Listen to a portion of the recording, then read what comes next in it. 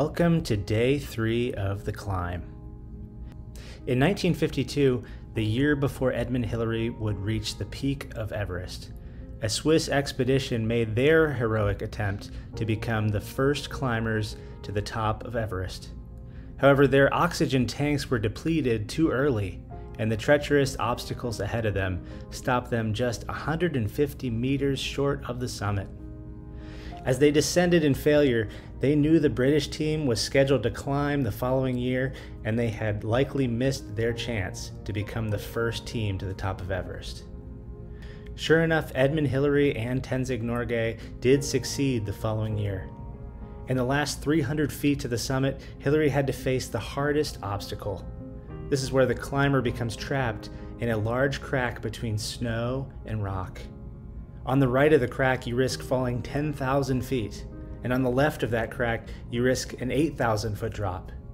To navigate this tiny path, Edmund Hillary rigged a set of ropes together and innovated a special climbing technique that became known as the Hillary Step. Even today, that same technique is used by every climber who attempts to reach the top of Everest. 4 years later, in 1956, that Swiss team finally got their second chance. This time, they benefited greatly from Hillary and Norgay. They learned exactly how much oxygen was needed to make it to the top and how to conserve it. They used the same Hillary Step technique and knew how much time was needed for the last part of the summit. And because their predecessors had paved the way, the 4 Swiss climbers reached their goal, the second group to do so. I can't help but think that their greatest asset was the mental boost of knowing that someone had gone before them. They gained the confidence from the footsteps in the snow, and they rested in the knowledge of a climb that had been proven possible. Our relationship with God is not so different. We rest in the fact that Jesus has already done the hard part. He has already gone before us. The victory has already been won. We need only follow in his footsteps and reap the benefits from his Spirit and his wisdom. At the end of Exodus 32, Moses made his 7th trip up the mountain with his head in his hands. It's a path he knew well. He had walked every turn, every incline, every treacherous step many times. But this time he carries the extra weight on his shoulders of the shame of his people. Verse 31 reads, "So Moses went back to the Lord and said, 'Oh, what a great sin these people have committed. They have made themselves gods of gold. But now please forgive their sin. But if not, then blot me out of the book that you have written.'" The wages of sin is death, and now the debt must be paid. God knows it, and Moses knows it. In this moment, God holds the fate of Israel in his hands. There's no question that they deserve the punishment of destruction for their sin. After all, they had openly rejected God, the God who had just saved their lives. Their only chance of survival in the wilderness was the Lord that they should have been following faithfully. How should a loving God live out his attributes in light of our offense? What's at stake here is God's character. His very nature will be defined by how he deals with injustice. Verse 34 says, "When the time comes for me to punish, I will punish them for their sin." In the next chapter, God declares his judgment. He says, "I will send an angel before you. I will not go with you because you are a stiff-necked people, and I might destroy you on the way." As a nation, they came within 150 meters of the summit, just like that Swiss team. And now it seemed as if they'll be forced to turn around and go home without their God. We learn this: on top of the mountain of the law, justice must reign. The Israelites have made their bed with a false god, and now they have to sleep in it. God is not cruel or vengeful in levying judgment. It's what they deserve. It's what we deserve. The God of justice cannot just sweep an offense under the rug. He has a responsibility to uphold his name. After all, he is the God of justice. But then something surprising happens. Moses returns back down to base camp and sets up his tent, and shockingly, God shows up at base camp. God leaves the mountaintop. He leaves the mountain of the law so he can go down to the tent of man. His presence is seen in a pillar of clouds at base camp. Moses wastes no time in pleading with his God. He says, "You've been telling me lead these people, but you have not let me know whom you will send with me." God doesn't need any convincing. He came from on high to down low because the God of justice is also the God of love. In verse 14, the Lord replied, "My presence will go with you, and I will give you rest." What a picture of our redemption this is. We go to the heights of the law for vindication, but none is given. Instead, God reaches out to us in the valley, according to the riches of his grace. Our sin didn't change one bit. We never figured out how to repair our standing with God. What happened is that God left his throne to minister to us in that low place through the depths of his mercy.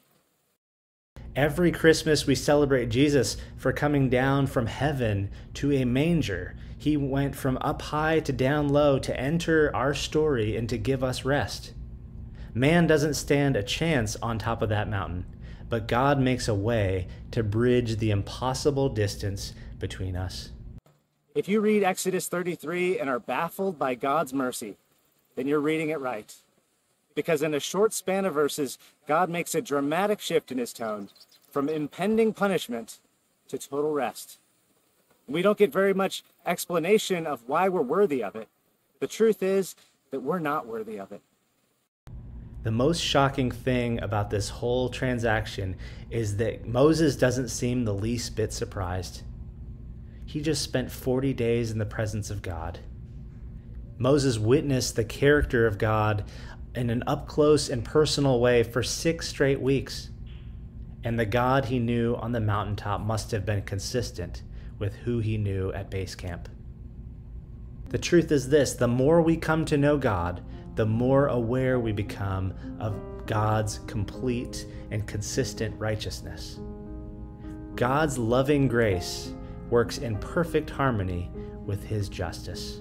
This sets the stage for Moses' 8th and final ascent up Mount Sinai. In Exodus 34:2, God says to Moses, "Be ready in the morning, and then come up on Mount Sinai. Present yourself to me there on top of the mountain." You see, on top of the mountain, God still needs justice to be reconciled. So he gives Moses 2 fresh new tablets of the 10 Commandments, laws that none of us have a chance of keeping, but nonetheless laws that are important to a just God. By receiving the laws, we receive a greater understanding of our need for his rescue. Then God does something totally unexpected. He creates a holiday of all things to teach his people an important lesson. And that holiday is called the Feast of Unleavened Bread. The 10 Commandments and the unleavened bread seem totally unrelated at first, but as you study them, it becomes apparent that they are very much connected. Unleavened bread is like a thin cracker because it's baked without any yeast at all. And yeast is a symbol of sin. When you add yeast to bread, it puffs up the bread, just like pride puffs up a sinner. The removal of yeast from that bread in the feast day shows us how the golden calf was actually the result of our puffing up. It was a result of our pride. When we allow our pride to take charge, we replace our God with a manufactured God. So for generations to come, God will remind his people about the dangers of pride by breaking unleavened bread together. It will become a day without pride. Any and all yeast will be carefully swept from every Jewish home, and every last crumb must go. When every last trace of pride is gone, God will be in his rightful place in our lives. Verse 29 describes what happens next. It says, "When Moses came down from Mount Sinai with the 2 tablets of the covenant law in his hands, he was not aware that his face was radiant because he had spoken with the Lord. When Aaron and all the Israelites saw Moses, his face was radiant and they were afraid to come near him." So you see, the exposure to God's perfect righteousness has changed Moses, physically and spiritually. Our nearness with God and the gift of his grace imprints on us the beauty of his glory. In the end, Moses wasn't exhausted by those 8 grueling climbs up and down Sinai. Instead, he was transformed by it. He was fueled by it. The truth that is revealed in the book of Exodus is that God leaves the mountaintop to be with his people in the valley. And we can rest in this.